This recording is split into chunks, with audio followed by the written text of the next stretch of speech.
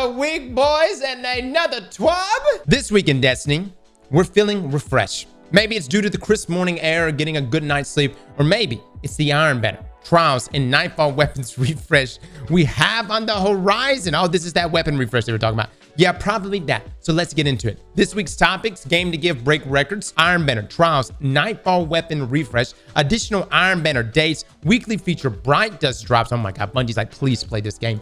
Please play. Armor synthesis bounty refresh. All right, so if you're wondering why we're getting this weapon refresh, it's because this season is forever. It feels like forever.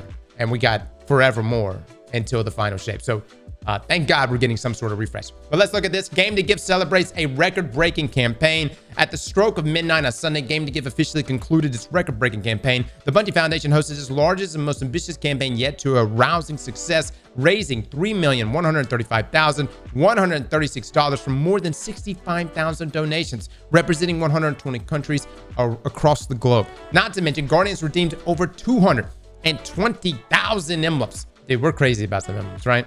The outpouring of support, energy, and unity from the community during Game2Give was incredibly special and inspirational to witness. We cannot express enough gratitude to each and every single donor, fundraiser, and community member who helped spread the love. The return of the Game2Give livestream last Thursday was also a smashing success, with over 180,000 raised during our 5-hour wheel-spinning hot sauce-fueled adventure with the Drifter himself. If you did not have the chance to join us for the stream or just want to relive the spicy madness, head on over to Bungie Foundation Twitch channel now. It was actually hilarious, guys. There was like one point where he was he was like choking up because the stuff was just too hot. He couldn't even like read.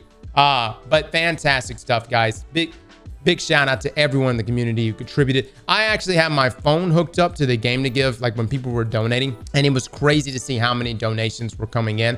I know, part of that was mainly for the emblem and other rewards, but the other part of that is that it goes to a good cause. So thank you so much. All right, moving on. We have weapon rewards updates. Whether it's seasonal events or ritual activities, Season of the Witch has offered a variety of ways to nab some great weapons to add to your arsenal. Today, we're happy to tell you about a few more you can expect to add in the near future. Starting in update 7.3.5 in early March, we'll be adding new and returning weapons to the loot pool for Trials of Osiris, Iron Banner, and Nightfalls. These weapons will be additions to the current pool and won't replace any existing weapons this season. So if you're after any weapons at the current pool, they'll still be waiting for you after this update. That's good. So no FOMO. At the same time, this does, of course, increase more options to drop in that loot pool. So if there's something specifically you're trying to go after currently, you might want to go after. Now let's take a look at the weapons we'll be adding. For Trials of Osiris, new, the Prophet Scout Rifle. Oh my God, I thought they were adding like old. Okay, all right. We're getting a Scout Rifle, fellas.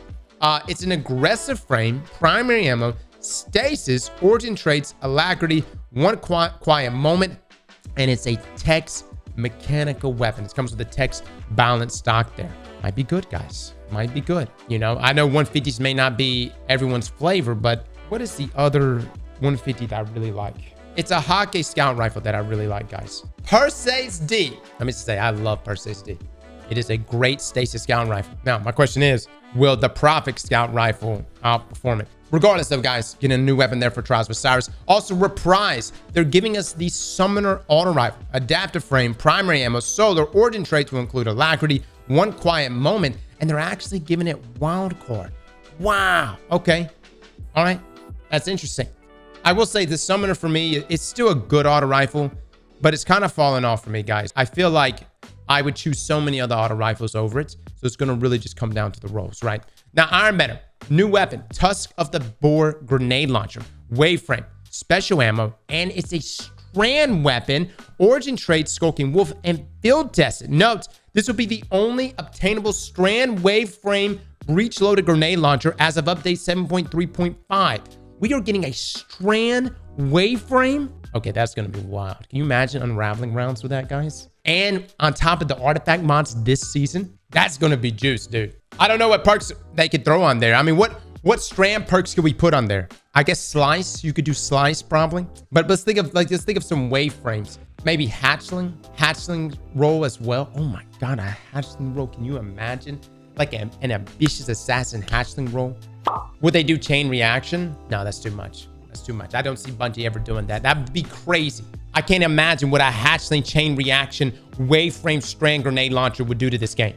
Bungie, if you want people to play this game from now until June, you need to make it chain reaction and hatchling. You need to make that happen. All right, also reprise. We have the multi-mac CCX submachine gun, lightweight frame, primary ammo, still with kinetic, origin traits, skulking wolf, and field tested. Let me just say, multi-mac is still to this day one of my favorites.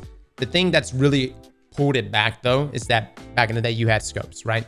But multi-mac not having, or the decoupling of zoom as well as really hurt it. But we'll see what this looks like after the refresher rolls. Now, Nightfall, we're getting a new grenade launcher, wild style grenade launcher. It's a double fire frame. Wow, we haven't seen that since what was the dungeon, the Spire? All right, so it's interesting. This one's called wild style and it's a double fire frame. And the only other grenade launcher in this archetype is Wilder Fight. And that was from Spire of the Stars. Now, it deals solar damage. Its origin traits is stunning recovery, Vanguard's vindication, also a text mechanical weapon there with that text balanced stock. No, this is only the second double fire frame breech loaded grenade launcher in the game. All right. I actually wonder, guys, if some of these weapons that are rolling out here are actually weapons that were originally going to be coming with the final shape. And Bungie's just like, let it roll now, considering it's happening in March, right? Now, new, we're also getting the Slammer Sword. This is a vortex frame, heavy ammo, stasis, origin traits, stunning recovery, Vanguard's vindication. This is only the second stasis sword in the game with cold steel. So they're confirming right here, guys, that it will have cold steel besides the Dawning Sword Zephyr. It also is the first vortex frame stasis sword.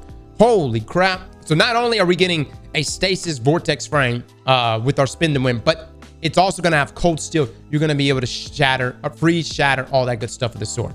And probably be able to do it in one heavy attack, I would assume. Dude, these weapons are spicy. All right. Bungie knows, man. They're like, look, everyone's going to quit this game unless we give them some juice. No lie, guys. All of these look really, really good. You know, I would say, the Trials of Osiris weapon, we'll see how that plays out. I mean, I'm always down for another aggressive scout rifle, especially one that's stasis. But the big ones that are standing out to me is this Tusk of the Board grenade launcher being that strand wave frame. That one's standing out. And also this Slammer Sword also standing out. I'm curious to see how this wild style grenade launcher is as well. But big stuff. Again, that happens in March. Now, release schedule. If you're wondering when you can get your hands on these weapons, here's when they will first appear. Week 15, March 5th, 2024, the wild style grenade launcher and its adept version will be the featured Nightfall weapon. And then week 16, this is March the 12th, the Summoner Auto Rifle and its adept version will be the featured Trials of Osiris weapon. March 19, which is week 17, the Slammer Sword and its adept version will be the featured Nightfall weapon, with the Prophet Scout Rifle and its adept version being the featured Trials of Osiris weapon. And then April the 2nd, we'll have the new Tusk of the Board breech-loaded grenade launcher and the returning multi-mac CCX submachine gun added to the loot pool. This is really the one I want the most. We'll see what plays out with the rest of these, but this is the layout of the schedule there for March going into April. Now, these weapons will reappear as featured weapons throughout the remainder of the season and persist as part of the loot pools in the final shape. And that Season the Wish weapon pools. Once these weapons are added, here's what the remainder of the Season the Wish loot pools will look like for these game modes. Trials of Osiris, the Summoner Solar Auto Rifle, the Prophet Stasis Scout Rifle, Incisor, as so many of you pointed out, not Incisor, Incisor Strand Trace Rifle, Eye of Soul Kinetic Sniper Rifle, Cataphract, Igneous Hammer, the Messenger, and Unexpected Resurgence. I know everybody wants that.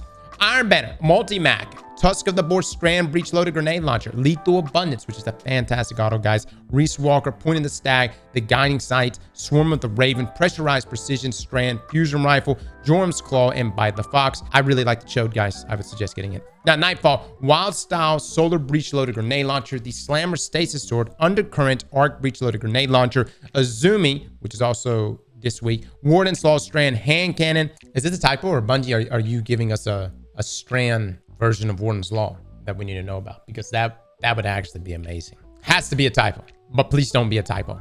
We'll update a comment. If you're watching this on YouTube, we'll update a comment down below as soon as we get confirmation whether or not this is a typo. I'm assuming it is a typo. I don't want to get anyone excited, but that would be amazing. Now, Pre-Astenix, Loaded Question, and Braytech Osprey.